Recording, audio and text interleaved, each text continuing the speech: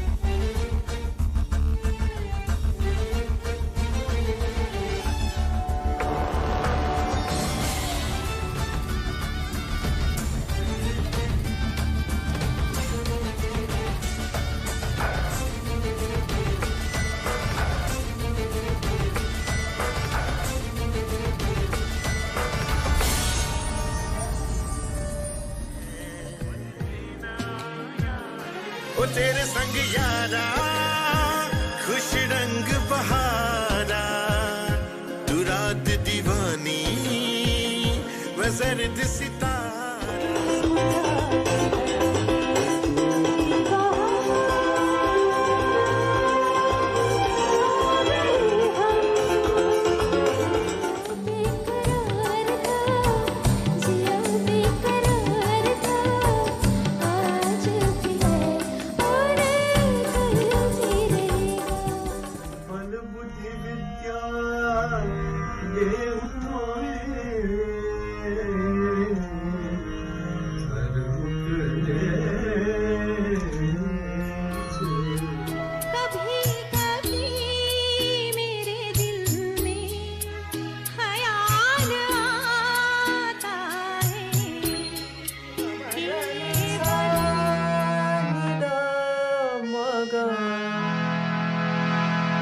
Gamadani sani dani dama dama gama gare re sa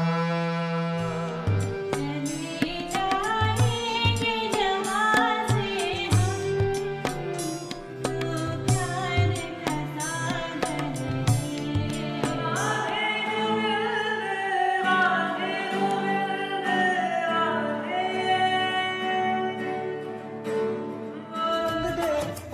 रंग दे मेरा रंग दे बसंती चोला मेरा रंग दे बसंती चोला मेरा रंग दे बसंती चोला मीत प्यारे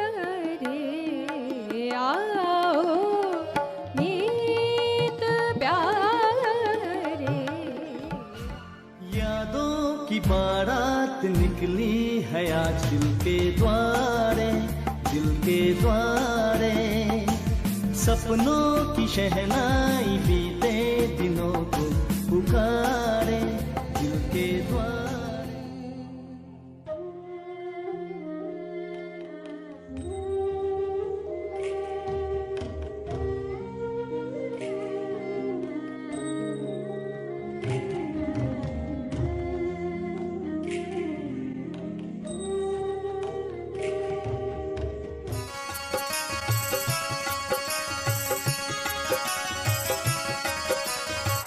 Good afternoon, passengers. All international departures to the United States, Canada, the United Kingdom, Guyana, Trinidad, Suriname, South Africa, Australia, and India are all expected to board on time.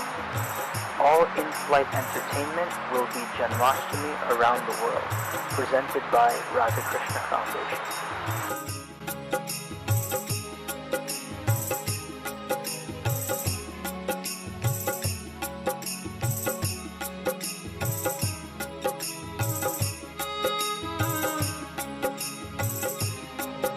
On August 8th, 2020,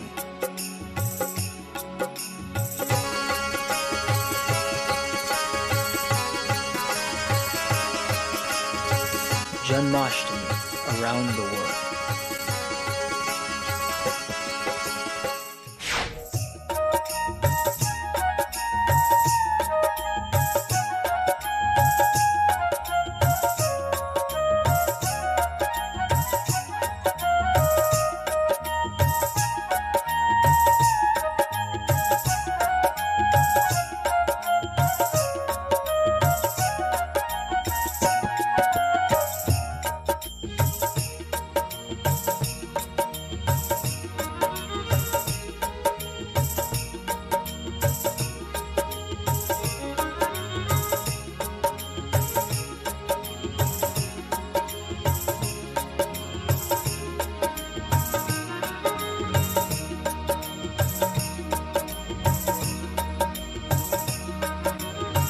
This live satsang is presented by Radha Krishna Foundation in light of the ongoing lockdown and in support of Sri Lakshmi Mandir of West Palm Beach, Florida.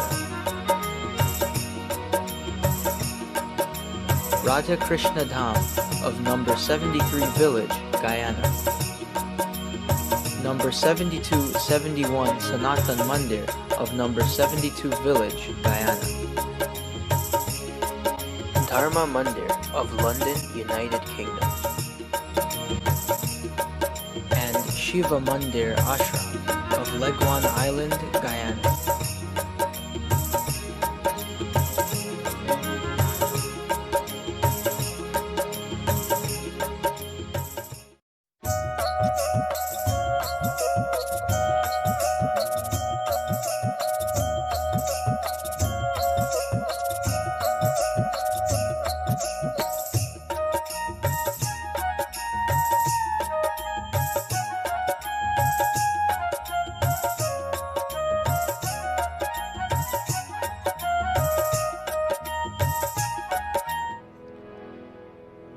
Vrindavan Bihari लाल की जय। सद्गुरु महाराज की जय। कैलाशपति महादेव की जय। गुरुर् ब्रह्मा गुरुर्विष्णु गुरुर्देव महेश्वर गुरुर्साक्षात् परं ब्रह्म तस्मै श्री गुरवे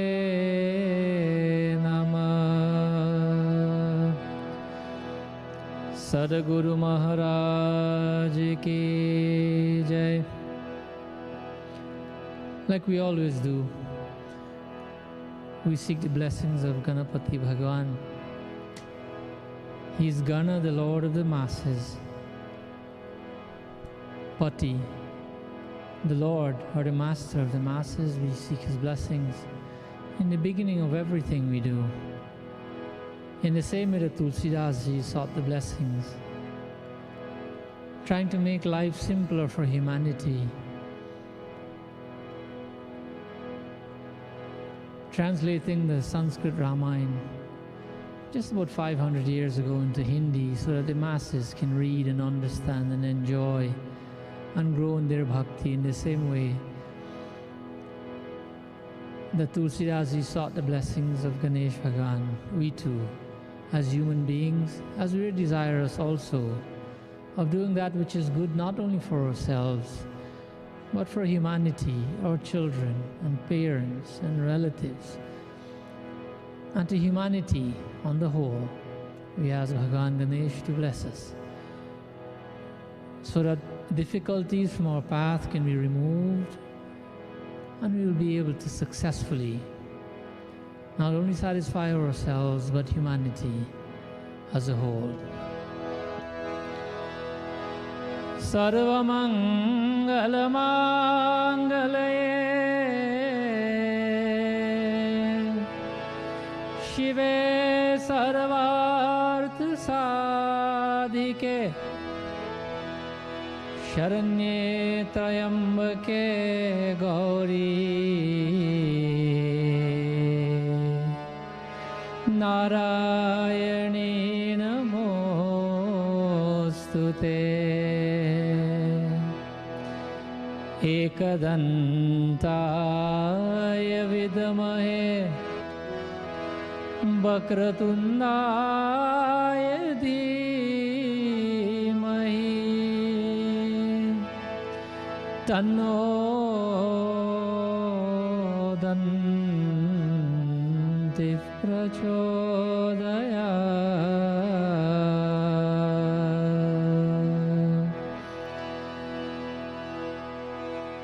Gananayaka Karivarbadana Karivarbadana O Gananayaka Karivarbadana Karivarbadana Gananayaka Karivarbadana Badana, O jo sumerat siddhi hoy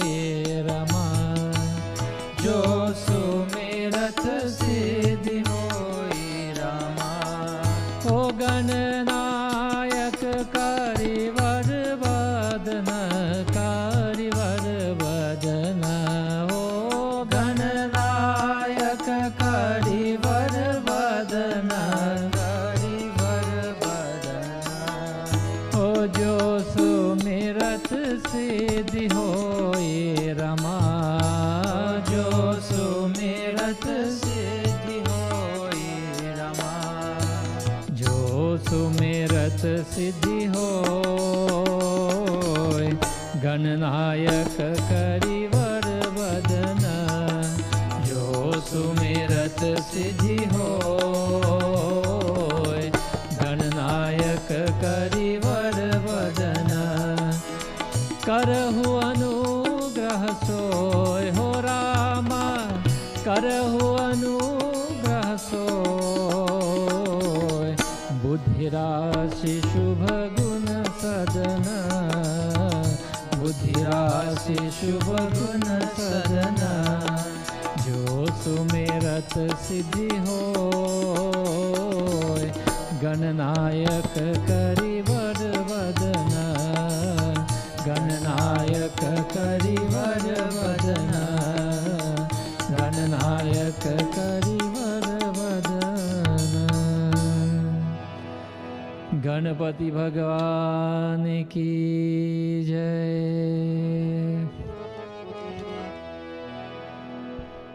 We give prayers to Mahalakshmi. Mahalakshmi helps devotees. Laksha means goals, or goal, G-O-L. Lakshmi is she who helps a devotee to attain his or her goals. How? Because she removes the darkness from our surroundings, from our activities, from our thoughts, with a divine light of hers that burns away that which you don't know, or that which is harmful for our future actions. How does she do that? With that light of wisdom, a light of understanding, a light of scriptural knowledge. We ask Mahalakshmi, Lakshmi Karo tu Kalyanam, that dear Mother, do shower your blessings upon us. Kalyan Karo, Arogan, all those who are suffering this morning with ailments and sicknesses, whether it's due to COVID-19 or whatever it is. Hey Divine Mother, bless them with Arog, bless them with strength, with a freedom from pain.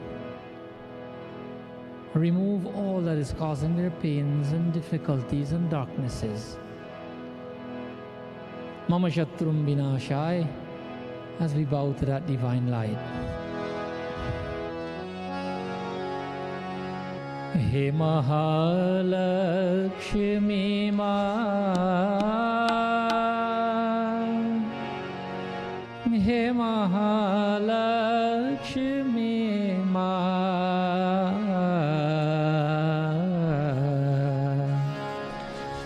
He Mahalakshmi Ma, आए शरण तेरे रख लाज मेरे, आए शरण तेरे रख लाज मेरे। तू आज दिखा दे महिमा, हे महालक्ष्मी माँ,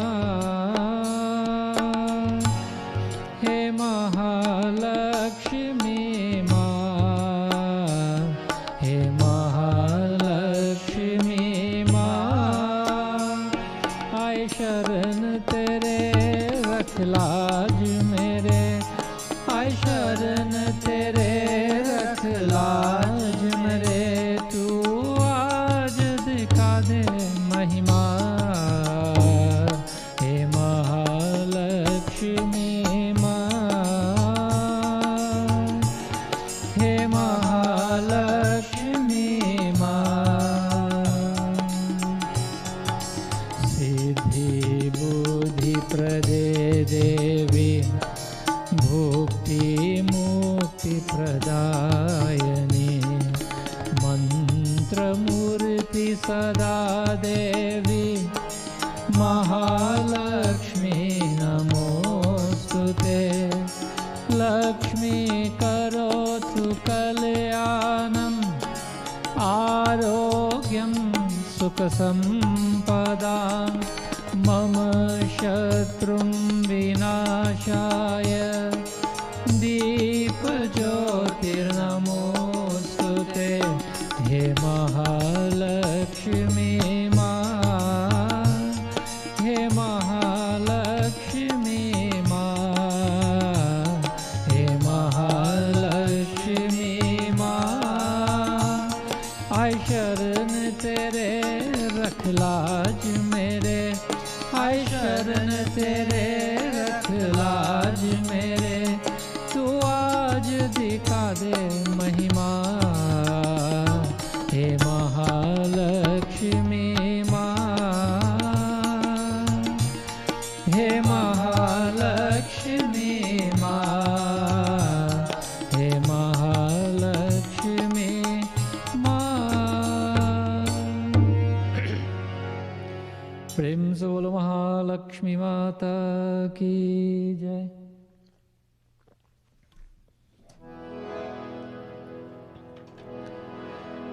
We give praise to Bhagavan. Bhagavan Sri Ram, if you remember his purpose, if you remember the activities and the mindset by which he executed the purpose for which he came upon earth, and if we inculcate those mindsets and those attitudes into our daily lives, we will become like Sri Ram, meaning that when things are normal and happy, we are one person, and when the goings get tough, when things are not in our favor, when the different varieties and the vicissitudes of life we're confronted by them, we'll also remain the same person. How? Because we'll have Bhagavan. We'll have God in mind. We have a godly, a spiritual mindset. And we see everything that comes our way as Ishwar ka prasad, as a gift from God.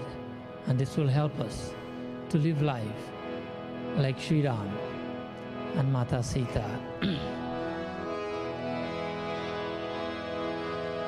Lokabhiramam ranarangadhiram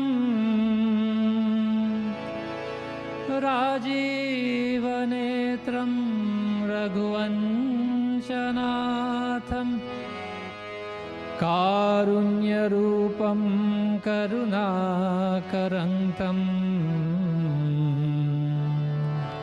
Shri Ramachandram Sharanam Prapadye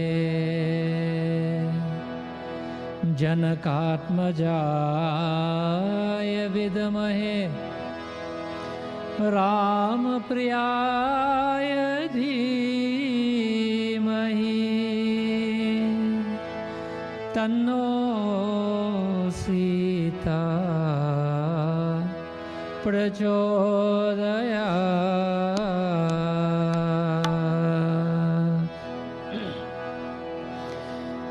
Jai Raghavendra Sarkar ki, Jai Sita Sukumar ki.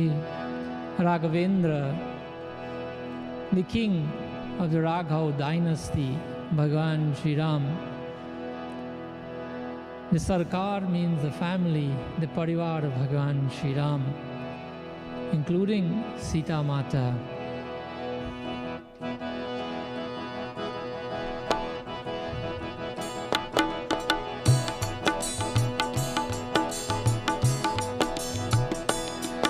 जय राघवेंद्र सरकार की, जय सीता सुकुमार की। राघवेंद्र सरकार की, जय सीता सुकुमार। जय राघवेंद्र सरकार की, जय सीता सुकुमार की। राघवेंद्र सरकार की, जय सीता सुकुमार की। जय राघवेंद्र सरकार की, जय सीता सुकुमार की। राघवेंद्र सरकार की, जय सीता सुकुमार की। जय राघवेंद्र सरकार की, जय सीता सुकुमार की। राघवेंद्र सरकार की जय, सीता सुकुमार की जय राघवेंद्र सरकार की जय, सीता सुकुमार की राघवेंद्र सरकार की जय, सीता सुकुमार की जय राघवेंद्र सरकार की जय, सीता सुकुमार की जय राघवेंद्र सरकार की जय, सीता सुकुमार की जय राम लक्ष्मण जानकी सुधा रूप रस खान की जय राम लक्ष्मण जानकी सुधा रूप रस खान की जय राम लक्ष्मण जानकी सुधा रूप रस खान की जय राम लक्ष्मण जानकी सुधा रूप रस खान की जय सुधा रूप रस खान की जय सुधा रूप रस खान की जय सुधा रूप रस खान की जय सुधा रूप रस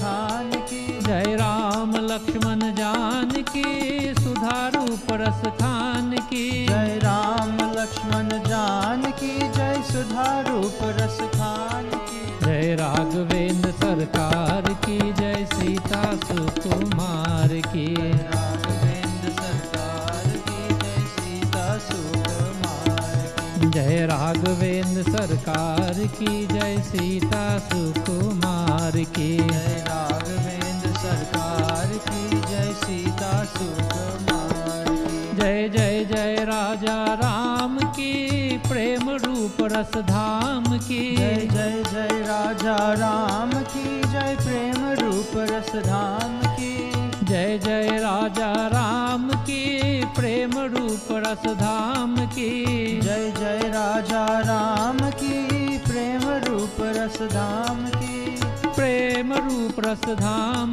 की प्रेम रूप रस धाम की जय प्रेम रूप रस धाम की जय प्रेम रूप रस धाम की जय जय राजा राम की प्रेम रूप रस धाम की जय जय राजा राम की प्रेम रूप रस धाम की जय राघवेंद्र सरकार की जय, सीता सुकुमार की राघवेंद्र सरकार की जय, सीता सुकुमार की जय राघवेंद्र सरकार की जय, सीता सुकुमार की जय राघवेंद्र सरकार की जय, सीता सुकुमार की जय सीता सुकुमार की जय सीता सुकुमार जय सीता सुकुमार की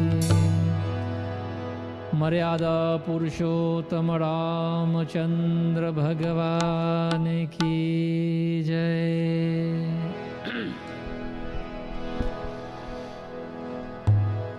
One of the entities or persons, if you will, who followed the teachings of Bhagavan Sri Ram to the T, as we say, is Hanumanji. Hanumanji showed us how to do your duties as we live in this world and we have families and responsibilities. How to not only be successful at them, but to perfect them. And what helped Hanumanji to perfect all his duties? Siya Ram Mai Sab Jag Janam. Everywhere and in everyone, he saw Bhagavan Sri Ram. He kept Sri Ram in mind and he performed his duties. Like Hanumanji, let us ask of his protection so that we too can become like him in terms of doing our duties, so that we too can hear from Bhagavan Sri Ram that my child, my devotee, you are more dear to me than my brother Lakshman. Atulita baladhamam hema shailavadeham dhanujavan krishanam yaninamagraganyam sakala guna nidhanam vanaranam adisham Raghupati प्रिय भक्तं वात जातं नमामि.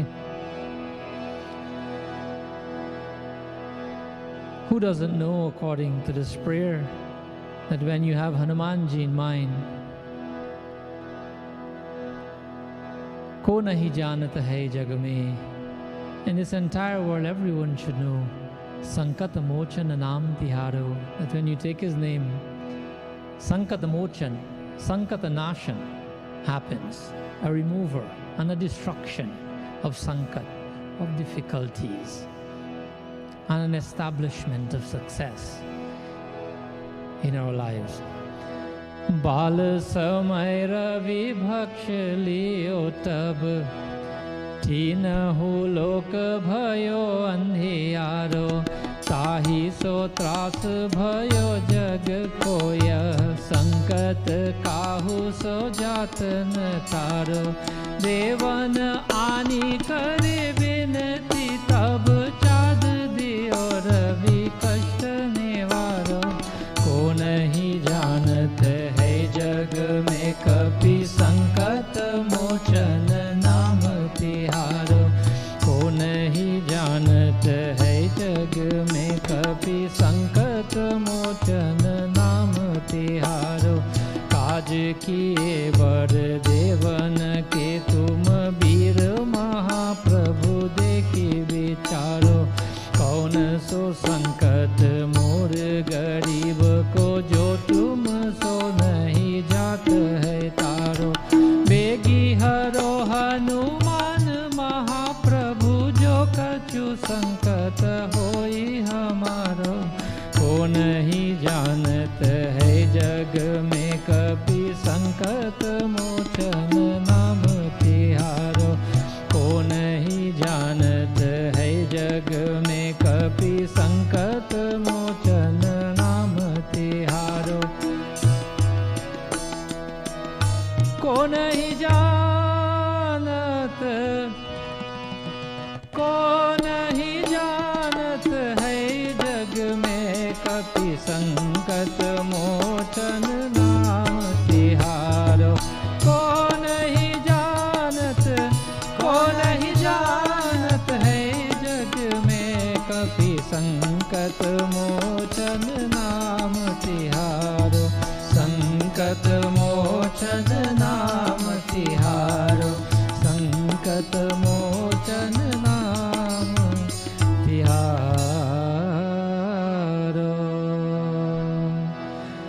लाल देह लालील से, अरुदरु लाल लंगूर. वज्र देह दानव दलन, जय जय जय कपिसूर. पवन सुत हनुमान की जय. प्रेम झोल महावीर स्वामी की जय.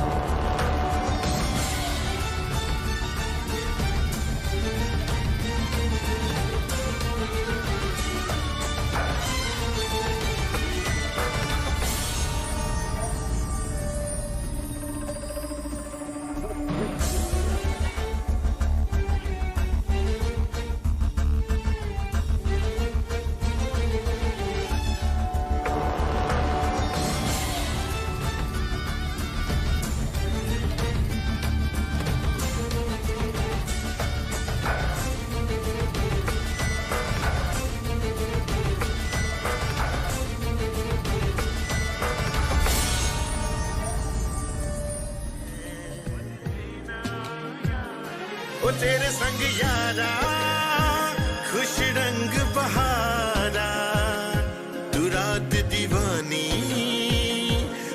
सर्द सितारा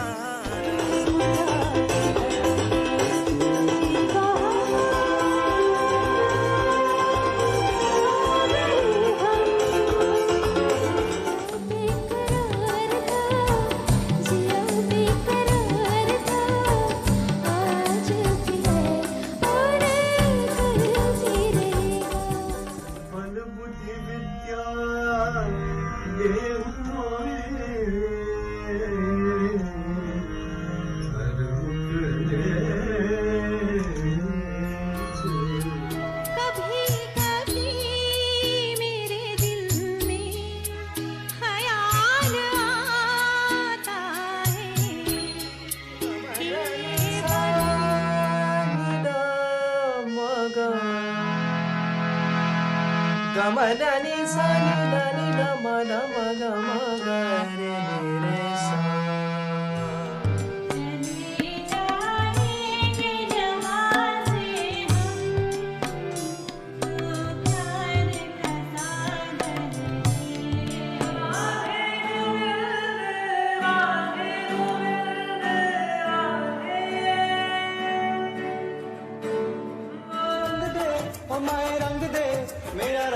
बसंती चोला मेरा रंग दे बसंती चोला मेरा रंग दे बसंती चोला मीत प्यारे आओ मीत प्यारे यादों की बारात निकली है आज दिल के द्वारे सपनों की शहनाई बीते दिनों को पुकारे दिल के द्वारे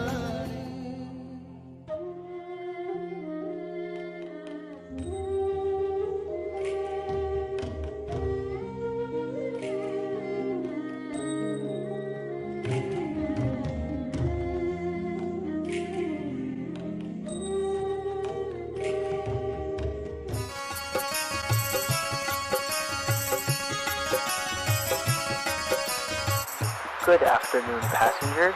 All international departures to the United States, Canada, the United Kingdom, Guyana, Trinidad, Suriname, South Africa, Australia, and India are all expected to board on time. All in-flight entertainment will be Janmashtami around the world, presented by Radha Krishna Foundation.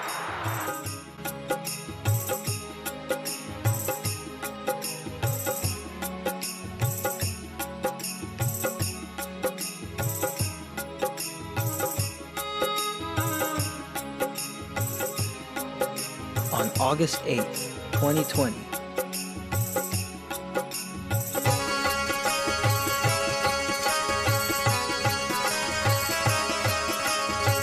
Janmashtami around the world.